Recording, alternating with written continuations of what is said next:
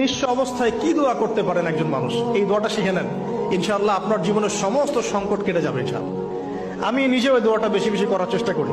দোয়াটা হচ্ছে, মুসা আলাইহিস সালাম একটা গাছের নিচে হেলান দিয়ে বসলেন, বসে দেখলেন দুইজন মেয়ে দাঁড়িয়ে আছে দূরে, পানি নিতে পারছে না। লোকজন পানি নিয়ে যাচ্ছে, ওরা দাঁড়িয়ে আছে বেচারি। মুসা আলাইহিস সালাম গিয়ে বললেন, কি সমস্যা আপনাদের? এটা নিয়ে আপনারা আবার মেয়েদের সাথে কথা বলার চেষ্টা করেন। ঠিক আছে, তো মাহারাম গায়রা মাহারাম মেনে চলে। তারা বললো যে আমাদের বাবা অনেক বৃদ্ধ মানুষ, আমরা পানি নিতে পারি না যতক্ষণ না আমাদের কম পানি নিয়ে চলে যায়। মুসা আলাইহিস সালাম একটু বললাম না, ফিজিক্যালি খুব স্ট্রং ছিলেন, থাকে না বডি বিল্ডার, সামনে গিয়ে কথা বলে সরব পানি নিতে দাও, তখন মানুষ একটু মূল্যায়ন করে না। তো মুসা আলাইহিস সালাম এভাবে পানি নিয়ে দিলেন এবং বাছুর দিকে পানি পান করালেন, করিয়ে গাছের নিচে এসে বসে আছেন। বসে বসে তিনি দোয়া করছেন, এই যে দোয়াটা তিনি দোয়া করছেন, রব্বি। একটা নেক কাজ করলেন, নেক কাজ করলেন না, মানুষের উপকার করলেন, নেক কাজ করে এসে গাছের নিচে বসে দোয়া করছেন, আল্লাহ এখানে তো আমার খাবার পানি বাসস্থান কিছুই নাই, আমি কি করব?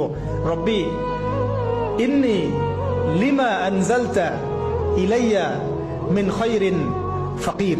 রব্বি ইন্নী লিমা আনজালতা ইলাইয়া মিন খায়রিন ফাকির। আবার বলেন, রব্বি ইন্নী লিমা আনজালতা ইলাইয়া মিন খায়রিন ফাকির। অর্থ হচ্ছে, হে আল্লাহ, তুমি তোমার পক্ষ থেকে আমার উপরে যে নেয়ামতগুলো দিবে, আমি এর জন্য ফকির হয়ে